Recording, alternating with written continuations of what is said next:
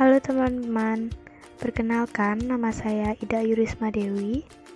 Di sini saya akan memaparkan mengenal beberapa rasio keuangan dalam akuntansi. Yuk simak videonya. Yang pertama yaitu pengertian rasio keuangan. Menurut Shafri 2008, rasio keuangan adalah angka yang diperoleh dari hasil perbandingan dari suatu pos laporan keuangan dengan pos lainnya yang mempunyai hubungan yang relevan dan signifikan, misalnya antara hutang dan modal, antara kas dan total aset, antara harga pokok produksi dengan hasil penjualan, dan sebagainya. Sedangkan, menurut Sawir 2009, rasio keuangan adalah salah satu alat untuk menilai kinerja dan kondisi keuangan perusahaan.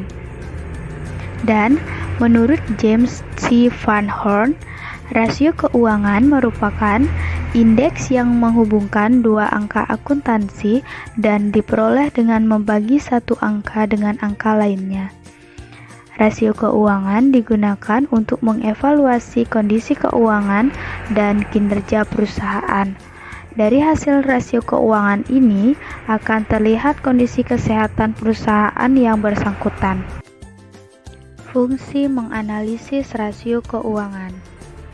Adapun beberapa fungsi dari menganalisis rasio keuangan adalah: yang pertama, berguna bagi seseorang atau perusahaan yang ingin melakukan investasi pada saham.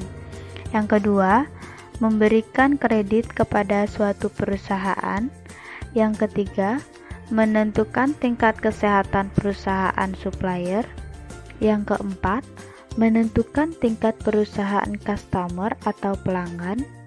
Yang kelima, menentukan tingkat kesehatan perusahaan ditinjau dari segi karyawannya.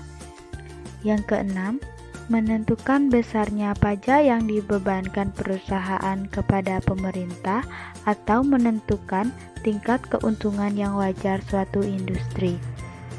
Yang ketujuh, menentukan tingkat perkembangan perusahaan untuk pengembangan evaluasi. Yang kedelapan, menentukan tingkat kekuatan keuangan, pesaing atau kompetitor atau positioning. Yang kesembilan,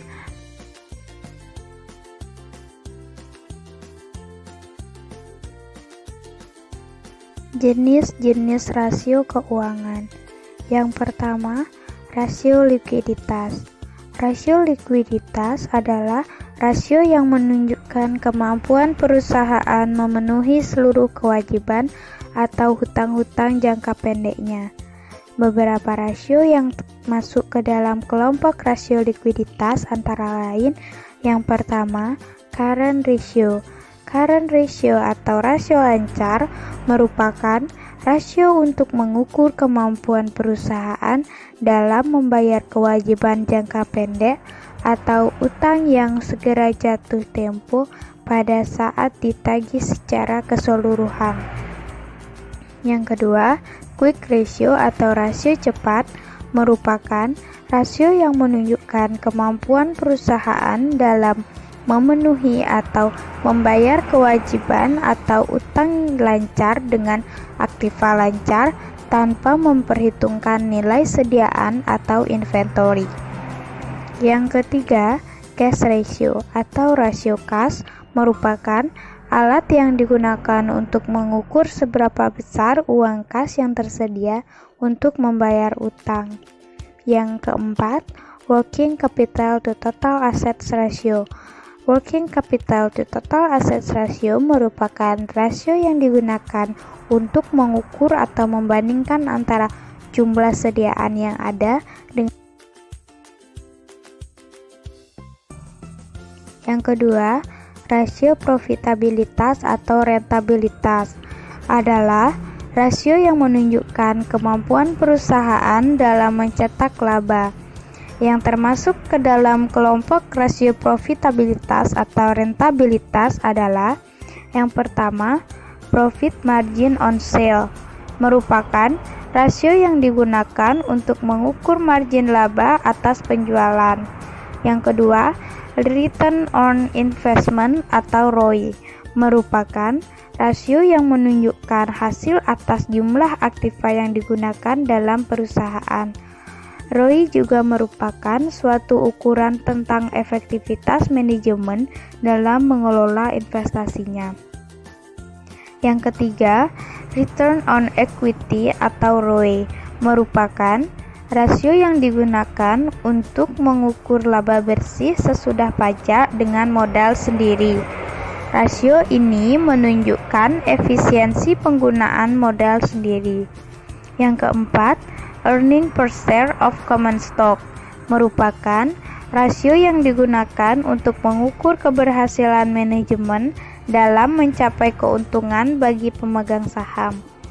Rasio yang nilainya rendah berarti manajemen belum berhasil untuk memuaskan pemegang saham, dan sebaliknya dengan rasio yang tinggi kesejahteraan pemegang saham meningkat.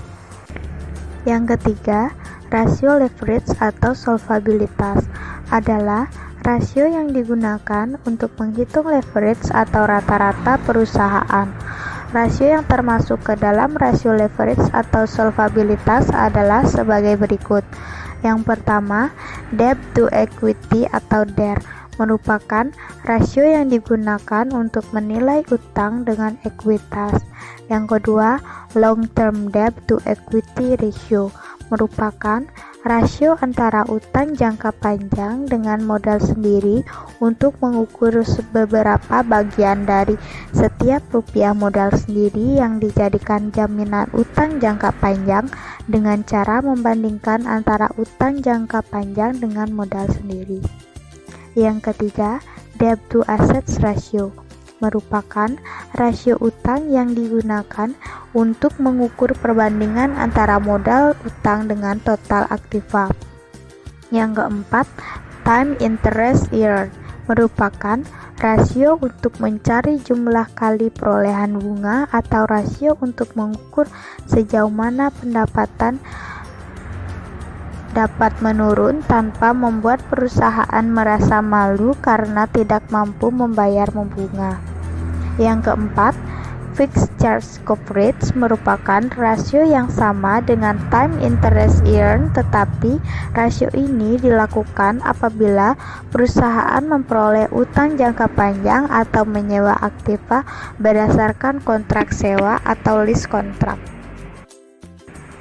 Yang keempat yaitu rasio aktivitas adalah rasio yang menunjukkan efektivitas manajemen perusahaan dalam mengelola bisnisnya. Rasio yang termasuk ke dalam rasio aktivitas adalah sebagai berikut. Yang pertama, receivable turnover merupakan rasio yang digunakan untuk mengukur berapa lama penagihan piutang selama satu periode atau berapa kali dana yang ditanam dalam piutang ini berputar dalam satu periode. Yang kedua, days of receivable merupakan perhitungan untuk mencari rata-rata penagihan piutang. Yang ketiga, inventory turnover merupakan rasio yang digunakan untuk mengukur berapa kali dana yang ditanam dalam sediaan ini berputar dalam satu periode. Yang keempat, days of inventory merupakan perhitungan untuk mengetahui berapa hari rata-rata sediaan tersimpan di gudang. Yang kelima, asset turnover merupakan rasio yang digunakan untuk mengukur perputaran semua aktiva yang dimiliki perusahaan dan mengukur berapa jumlah penjualan yang diperoleh dari tiap rupiah aktiva.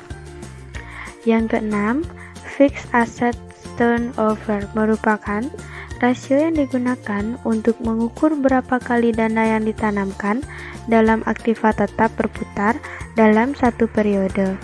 Dan yang ketujuh, working capital turnover merupakan rasio yang digunakan untuk mengukur atau menilai keefektifan modal kerja perusahaan selama periode tertentu.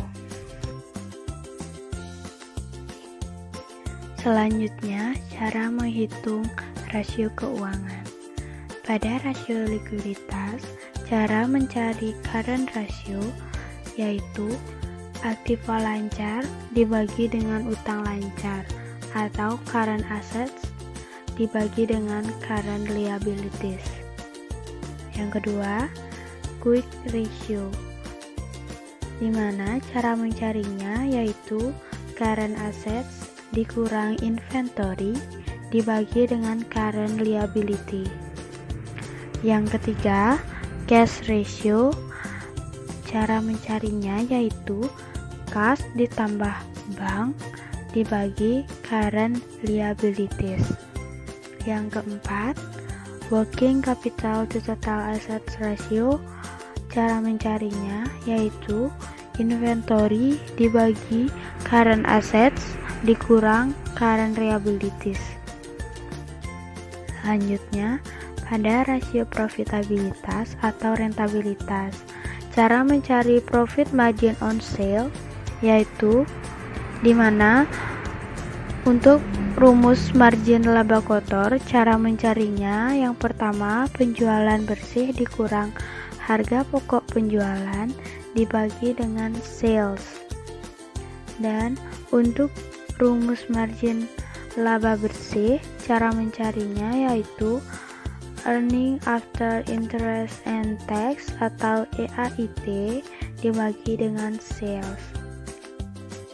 Yang kedua, return on investment atau ROI, caranya yaitu earning after interest and tax atau EAIT dibagi dengan total assets. Yang ketiga, return on equity atau ROE, di mana cara mencarinya yaitu earning after interest tax atau EAIT dibagi dengan equity. Yang keempat, earning per share of common stock, di mana cara mencarinya yaitu laba saham biasa dibagi dengan saham biasa yang beredar. Selanjutnya, pada rasio leverage atau solvabilitas, cara mencari debt to equity atau DER yaitu debt atau total utang dibagi dengan equity atau ekuitas. Yang kedua, long term debt to equity ratio, cara mencarinya yaitu long term debt dibagi dengan equity. Yang ketiga, debt to assets ratio, cara mencarinya total debt dibagi total assets. Yang keempat, time interest earned, di mana cara mencarinya yaitu earning before interest tax atau EBIT dibagi dengan biaya bunga atau interest. Yang kelima, fixed charge coverage, cara mencarinya yaitu earning before tax atau EBT plus biaya bunga ditambah dengan kewajiban sewa atau lease dibagi dengan biaya bunga ditambah kewajiban sewa atau lease. Selanjutnya pada rasio aktivitas, di mana cara rumus mencari receivable turnover yang pertama yaitu penjualan kredit dibagi dengan rata-rata piutang. Yang kedua, days of receivable, di mana cara mencarinya yaitu jumlah hari dalam 1 tahun dibagi dengan perputaran piutang. Selanjutnya, yang ketiga, inventory turnover, di mana cara mencarinya dengan rumus penjualan dibagi dengan sediaan. Yang keempat, days of inventory, cara mencarinya yaitu jumlah hari dalam 1 tahun dibagi dengan inventory turnover. Yang kelima, asset turnover, di mana penjualan dibagi dengan total aktiva. Yang ketujuh, di mana fixed asset turnover, cara mencarinya yaitu penjualan dibagi dengan total aktiva tetap. Yang ketujuh, working capital turnover, dengan rumus, yaitu penjualan bersih dibagi dengan modal kerja rata-rata. Sekian pemaparan materi mengenai rasio keuangan akuntansi dari saya. Semoga bisa bermanfaat untuk kita semua. Nantikan video-video saya selanjutnya, dan sampai jumpa.